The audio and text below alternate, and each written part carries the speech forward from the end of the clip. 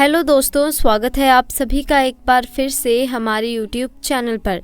दोस्तों, अक्सर इन दिनों भारत में सबसे ज़्यादा चर्चित होने वाले बाबा बागेश्वर धाम बाबा बहुत ज़्यादा फेमस हो रहे हैं। आखिर बागेश्वर धाम की सच्चाई क्या है और बागेश्वर बाबा की सच्चाई क्या है कि आपके मन में भी कभी ये विचार आया है बागेश्वर धाम की सच्चाई है क्या?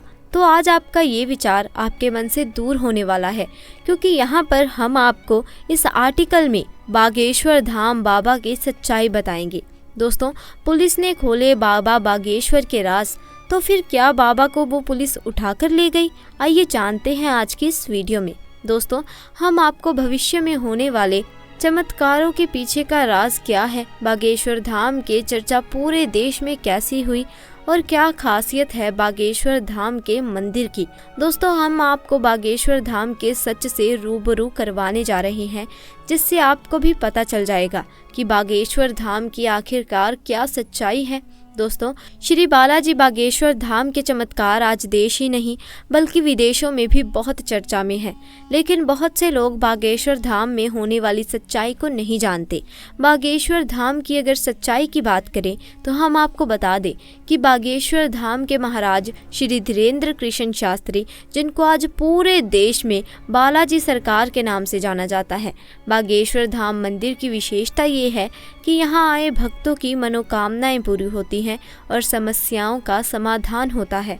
मान्यता है कि बालाजी महाराज और सन्यासी बाबा की कृपा से सब सिद्ध हो जाता है। बागेश्वर धाम में धीरेन्द्र शास्त्री से पहले उनके दादाजी भगवान दास गर्ग दरबार लगाया करते थे। धीरेन्द्र शास्त्री ने दादाजी की शरण में अपना बचपन व्यतीत किया और दादाजी के साथ ही धार्मिक गतिविधियों से जुड़ गए। साथ ही साथ वे दरबार भी लगाने लगे और जन कल्याण के लिए काम करने लगे। इस तरह से धीरेन्द्र शास्त्री को सिद्धि प्राप्त हुई। दोस्तों, आपको बता दें, बागेश्वर धाम सरकार का असली नाम धीरेन्द्र कृष्ण शास्त्री है। इनका जन्म छतरपुर के छोटे से गांव गढ़ा में हुआ था। इनका जन्म बहुत ही गरीब ब्राह्मण परिवार में हुआ था, लेकिन गरीबी के आलम में अपना बचपन गुजारने के बावजूद आज धीरेन्द्र कृष्ण स्वामी बड़े बड़े अरबपतियों को भी अपने दरबार में झुकाने की शक्ति रखते हैं। कहा जाता है कि धीरेन्द्र कृष्ण स्वामी हनुमान जी के परम भक्त हैं और 12 साल की छोटी सी उम्र से ही इन्होंने बालाजी यानी कि हनुमान जी की सेवा शुरू कर दी थी। इनका पूरा ध्यान भगवान की सेवा में ही लगा रहता था और सालों तक किसी तरह तपस्या करने के बाद धीरेन्द्र कृष्ण स्वामी को कुछ ऐसी शक्तियाँ प्राप्त हुई जिनकी मदद से आज ये सामने मौजूद व्यक्ति के बिना बताए ही उनकी परेशानियाँ समझ जाते हैं और उसे पर्चे में लिख देते हैं। दोस्तों, बागेश्वर बाबा ये तक समझ जाते हैं कि आप सच कह रहे हैं या नहीं। इनके द्वारा लिखा गया एक एक शब्द 100% सत्य होता है, जिसका सबसे बड़ा प्रमाण ये है कि आज तक कोई भी इन्हें झूठा साबित नहीं कर पाया। असल में दोस्तों, होता ये है कि जिस किसी की भी अर्जी को बालाजी सरकार स्वीकार कर लेते हैं, उस व्यक्ति को या फिर उसके परिवार के किसी भी व्यक्ति को लगातार सपने में बंदर दिखाई देते हैं। और ये कोई मन की बनाई बात नहीं है। दोस्तों, जिन सब की अर्जियां लगी हैं उन सब ने इस बात को स्वीकार किया है। हालांकि मीडिया वालों को कहाँ लोगों की बातों पर विश्वास होता है, वो तो सब अपनी आंखों से देखना चाहते हैं। इसी चक्कर में बहुत से मीडिया वाले भक्त बनकर भीड़ में इकट्ठा हो जाते हैं ये देखने के लिए कि इनके दरबार में आखिर होता क्या है। लेकिन जब मीडिया वाले दरबार में गए तो ये देखकर हक्के बक्के रह गए कि बागेश्वर बाबा ने उन्हें पहचान लिया था और उनकी पोल लोगों के सामने खोल दी। इस पूरे इंसिडेंट को देखने के बाद मीडिया वाले भी बालाजी सरकार के सामने नतमस्तक हो गए। जैसे ही ये बात लोगों के सामने आई, हर कोई ये देखकर दंग रह गया कि कैसे एक जवान बाबा ने बड़े बड़ों के सबके कान काट रखे हैं। धीरेन्द्र कृष्ण शास्त्री कहते हैं कि उन्होंने बालाजी महाराज की मदद से अब तक लाखों की जिंदगी संवारी है। बागेश्वर धाम सरकार की कृपा अपरंपार है, तभी तो जो कोई भी इनके दरबार में जाता है वो कभी भी खाली हाथ नहीं लौटता। सच्चे दिल से मांगी गई दुआ को बालाजी महाराज जरूर पूरा करते हैं, इसीलिए उनके दरबार में भक्तों का तांता लगा रहता है। हर कोई बस एक ही मनोकामना करता है कि कैसे भी करके मेरी अर्जी लग जाए और बागेश्वर सरकार उसे खुद अपने पास बुलाएं। दोस्तों, कई महिलाएं तो इनके खूबसूरत चेहरे को देखकर इन पर आकर्षित हो जाती हैं। अब उनकी जगह कोई दूसरा बाबा होता तो वो इस बात का ज़रूर फ़ायदा उठाता, लेकिन बागेश्वर महाराज ऐसे नहीं हैं।